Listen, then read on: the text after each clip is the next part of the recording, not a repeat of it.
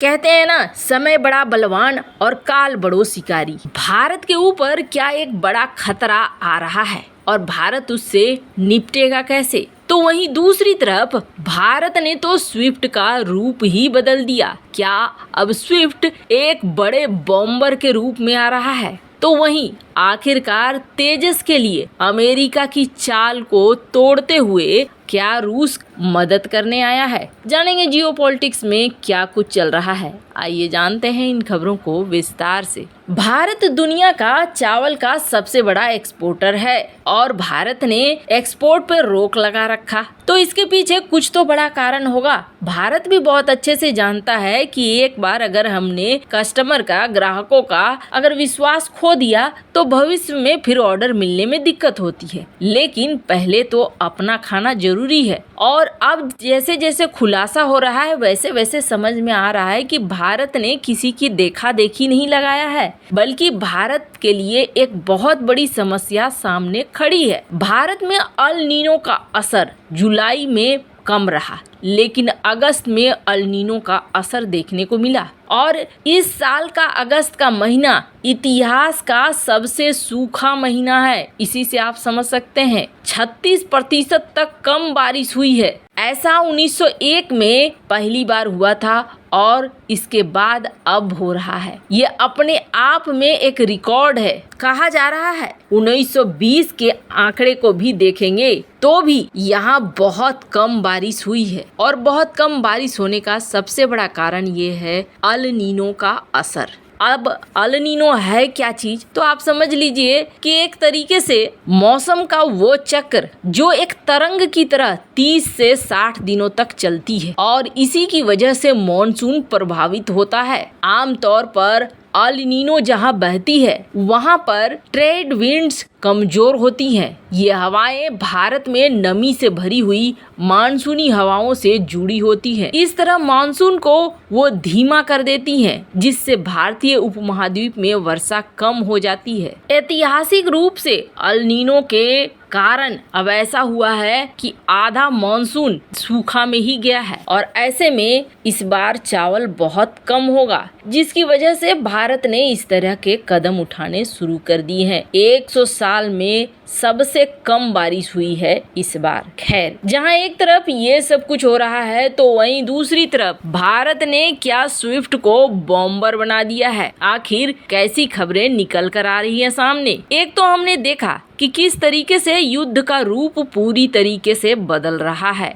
तो वहीं दूसरी तरफ दिख रहा है कि भारत का DRDO अब एकदम फॉर्म में चल रहा है। भारत एक प्रोजेक्ट पर काम करता है जिस प्रोजेक्ट का नाम है स्विफ्ट। बहुत ज्यादा डिटेल जल्दी इसके बारे में नहीं आती है, लेकिन मीडिया में इसके ट्रायल के खबर आ ही जाते हैं। आधिकारिक तौर पर भारत इस प्रोजेक्ट के बारे में कुछ कहे या न कहे, लेकिन ये प्रोजेक्ट के बारे में डिटेल भी कुछ न कुछ निकल कर बाहर आती है।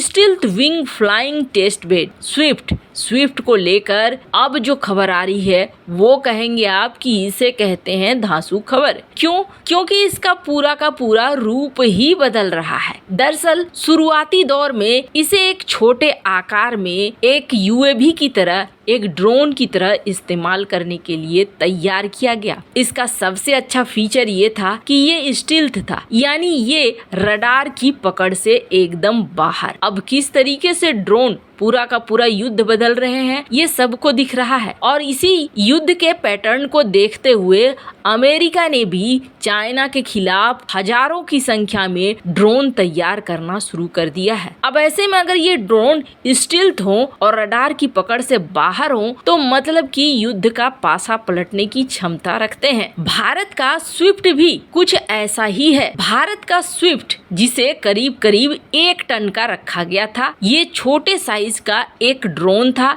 जिसे हम UAV कह सकते हैं, लेकिन इसके साथ खास बात ये थी कि ये कई मिशन में इस्तेमाल हो सकता था। स्टिल्थ टेक्नोलॉजी थी, लेकिन इतने से DRDO का मन नहीं भरा। हमारे पास किस चीज की कमी है? हमारे पास, हमारी सेना के पास सबसे बड़ी कमी है तो वो कमी है बॉम्बर्स की। हमारे पास बॉम्बर्स नहीं है और बॉम्बर्स होने बेहद जरूरी है अगर आप बड़े पैमाने पर दुश्मन के क्षेत्र में तबाही मचाना चाहते हो, दुश्मन के सेना को बर्बाद करना चाहते हो तो। अब इसी क्रम में ये देखने को मिल रहा है कि इस स्विफ्ट प्रोजेक्ट में बहुत बड़ा बदलाव किया जा रहा है और इस बदलाव के साथ साथ जो रूप बदल कर सामने आ रहा है स्विफ्ट, वो रूप बेहद खतरनाक है। कहा जा रहा है कि 1 टन वाले स्विफ्ट को अब बदल कर 12.5 से 13 टन का बड़ा सा बनाया जा रहा है। अब ये जो बड़ा सा होगा, ये बड़ा सा किसके बराबर? क्या बहुत बड़े बॉम्बर के बराबर? बिल्कुल नहीं, बहुत बड़े बॉम्बर के बराबर नहीं, पर ये LCA तेजस के बराबर होगा।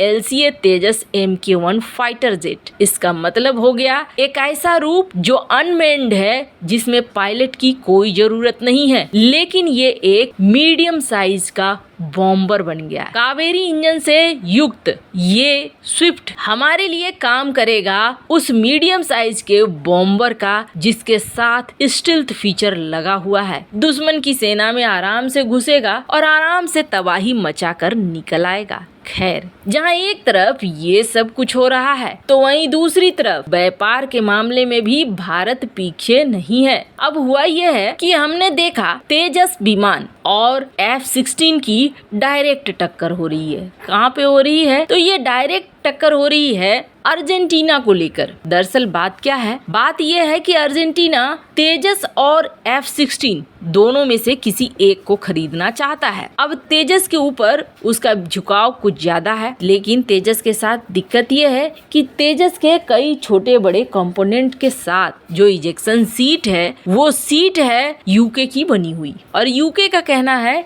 कि हम भाई किसी को बेचने नहीं देंगे इसे, खास तौर पर अर्जेंटीना को तो बिल्कुल नहीं, क्योंकि इससे हमारी दुश्मनी चलती है। भारत ने छोटे बड़े पार्ट्स को तो बदलने का फैसला ले लिया, लेकिन सीट तुरंत से कहां से बदली जाए? सीट तुरंत से बनाई भी नहीं जा सकती है। और अंत में भारत को मदद देने के लिए आया रूस, और रूस की कंपनी के बने हुए इजेक्शन सीट अब भारत लगाएगा तेजस पे।